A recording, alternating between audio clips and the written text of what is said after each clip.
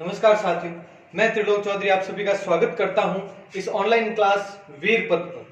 साथियों, कल के वीडियो में हमने लूनी नदी के बारे में पढ़ा था। आज के इस वीडियो में आगे शुरू करते हैं। ये चीज मैं आपको पहले बता चुका हूं, इससे संबंधित ये लूनी नदी हमने कल कंप्लीट कर ली।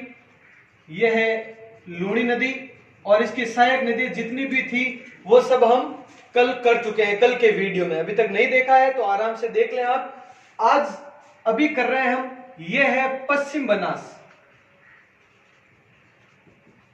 बनास नदी, इसके बारे में और आगे की नदियों के बारे में हम विस्तार से चर्चा कर रहे हैं। तो ध्यान से समझना, लूनी नदी और पश्चिम बनास कहां पर चले जाती है? कच्छ की खाड़ी में।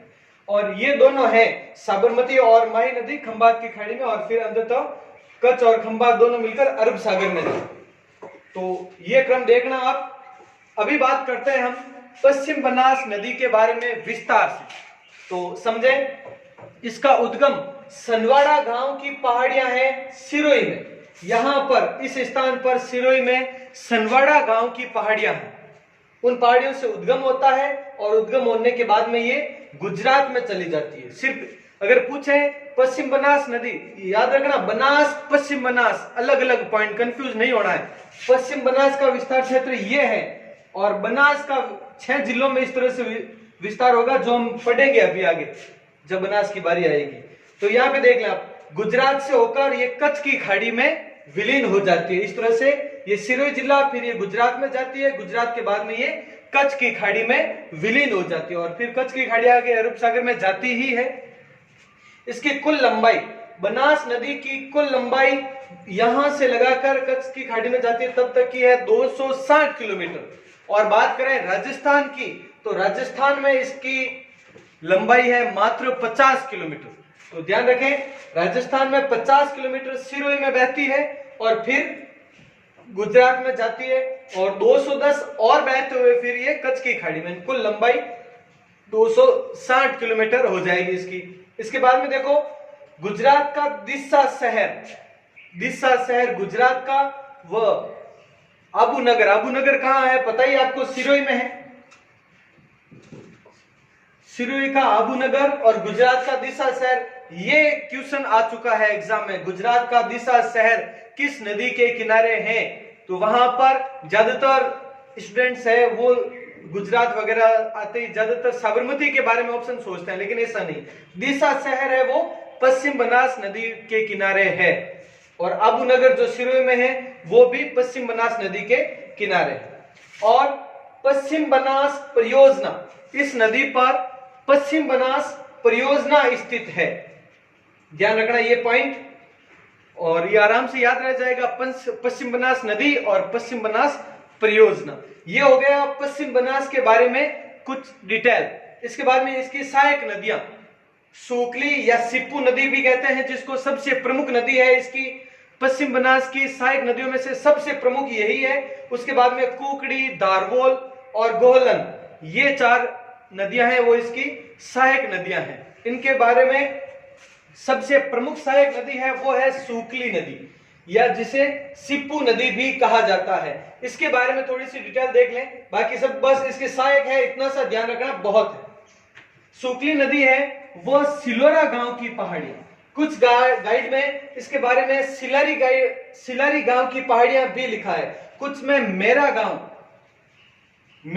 की पहाड़ियां, कुछ में सिलारी गांव की पहाड़ियां, कुछ में सिलोरा गांव की पहाड़ियां, ऐसे पॉइंट्स मिलते हैं। तो ये सिलोरा गांव ध्यान रखना, सिलोरा गांव की पहाड़ियां जो सिरोही में वहां से उद्गम होता है और गुजरात में जाकर यहीं से इसका उद्गम सिरोही से और फिर ये गुजरात में जाकर ये पश्चिम बनास में मिल जाती है। और एक इससे संबंधित ये पॉइंट ध्यान रखना, सेलवाड़ा बांध परियोजना किस नदी के किनारे? ये पॉइंट आता है तो ध्यान रखना वो कौन सी नदी है? वो है सूकली नदी या सिप्पू नदी के किनारे सेलवाड़ा बांध परियोजना है। ये विशेष पॉइंट ये इसके बारे में, क्योंकि ये ज्यादा डिटेल कहीं पर भी इनकी नहीं मिलती। लूनी नदी के बारे में बहुत ज्यादा डिटेल थी जो पिछले वीडियो में हमने पढ़ी।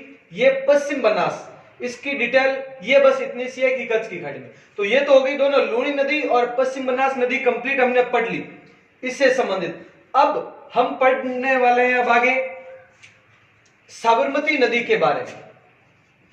अब बात करेंगे हम साबरमती नदी के बारे में। तो ये स्क्रीनशॉट ले लें और आराम से लिख लें ये।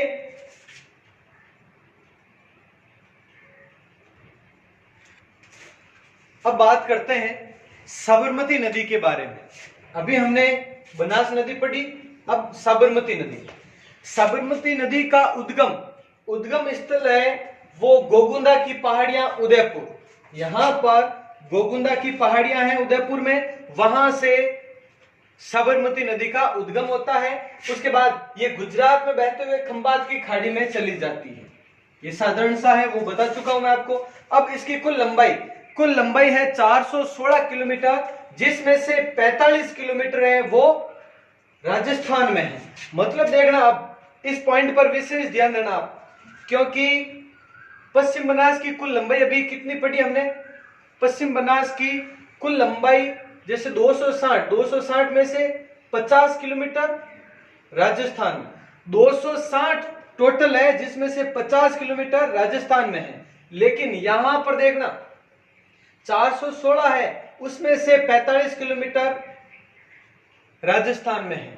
मतलब परसेंटेज निकालें तो इस हिसाब से देखा जाए तो साबरमती है वो बहुत कम बहती है राजस्थान में।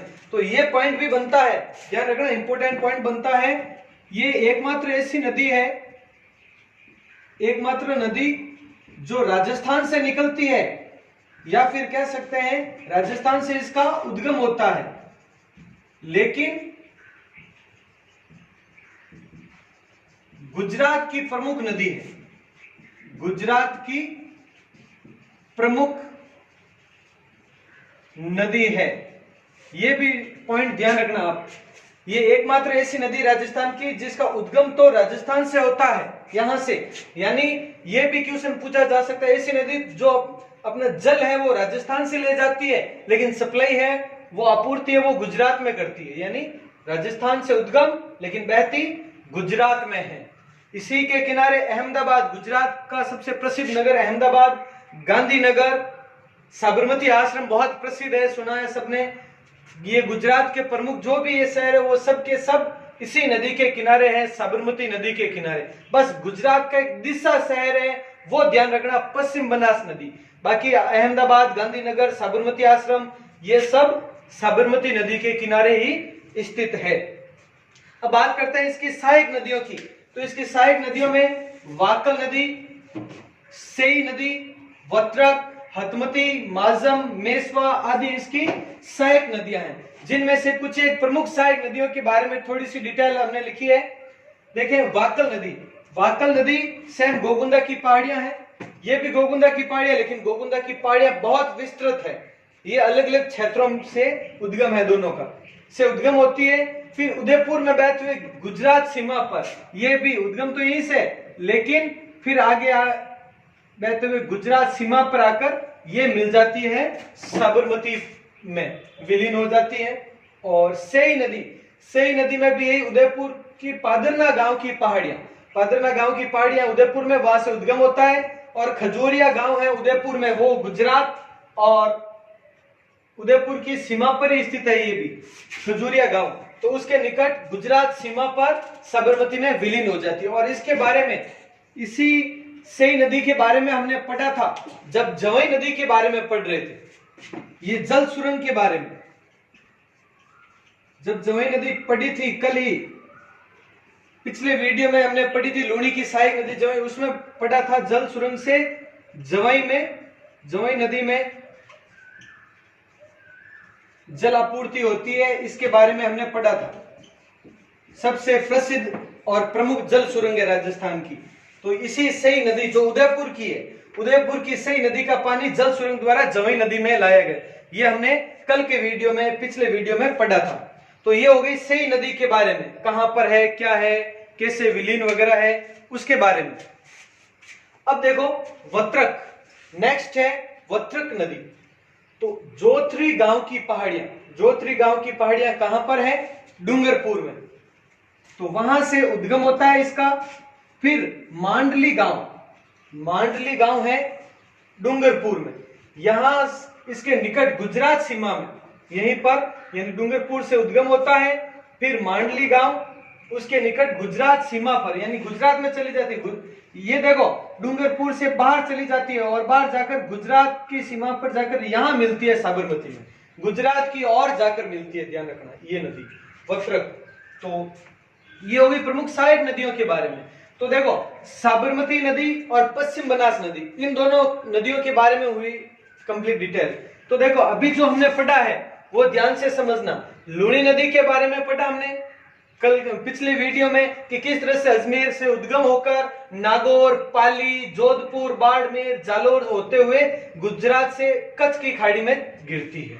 उसके बाद में अभी इसी वीडियो के प्रारंभ में हमने पढ़ा पश्चिम बनास के बारे में, जो सिरोही में सनवाड़ा गांव की पहाड़ियों से उद्गम होता है जिसका, और फिर 50 किलोमीटर सिरोही में बहते हुए गुजरात सीमा में चले जाते। और एक चीज विशेष ध्यान रखना कि यह है वो